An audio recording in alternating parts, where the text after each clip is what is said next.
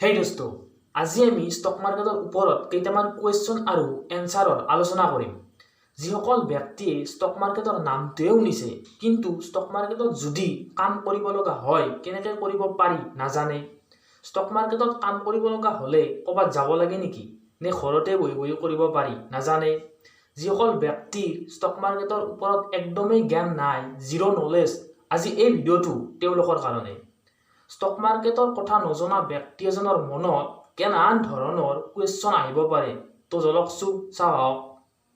Question number 1, stock মাৰ্কেটৰ পৰা monthly income কৰিব পাৰি নেকি? ইয়েছ, মান্থলি ইনকাম কৰিব পাৰি। কুৱেশ্যন নাম্বাৰ 2, ষ্টক মাৰ্কেটৰ পৰা মান্থলি ইনকাম কিমান মান কৰিব পাৰি? আপোনাৰ ষ্টক মাৰ্কেটৰ ওপৰত যিমান নলেজ আছে সিমানে ষ্টক মাৰ্কেটৰ পৰা মান্থলি ইনকাম কৰিব পাৰিব। আপুনি যদি ষ্টক মাৰ্কেটৰ কথা কমকে জানে কমকে ইনকাম কৰিব পাৰিব, আপুনি যদি ষ্টক মাৰ্কেটৰ কথা বেছিকে জানে তো বেছিকে ইনকাম কৰিব পাৰিব। কুৱেশ্যন নাম্বাৰ 3, এজন প্ৰাইভেট বা গভৰ্ণমেণ্ট এমপ্লয়মেণ্টতকে ষ্টক মাৰ্কেটৰ পৰা বেছিকে ইনকাম কৰিব পাৰি নেকি? ইয়েছ, পাৰি। কুৱেশ্যন নাম্বাৰ 4, ষ্টক মাৰ্কেটত কাম কৰিবলৈ হ'লে ফিজিকেলি কৰিব লাগে নে ডিজিটেলি কৰিব লাগে? ডিজিটেলি, অনলাইন কৰিব লাগে।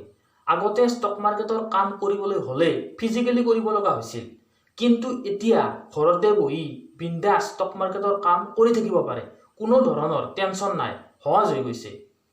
কুৱেশ্যন নাম্বাৰ 5, ষ্টক মাৰ্কেট কামটো কেনেকুৱা হয়? কিবা চেল কৰিব লগা কাম নেকি?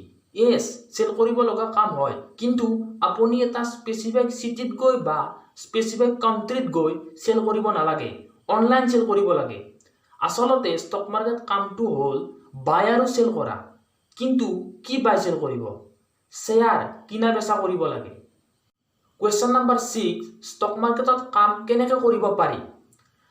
আমি 4 নম্বৰ কুৱেশ্যনটোত আলোচনা কৰিছিলোঁ যে ষ্টক মাৰ্কেটৰ কামটো অনলাইন কৰিব লাগে, কিন্তু অনলাইন কেনেকৈ কৰিব?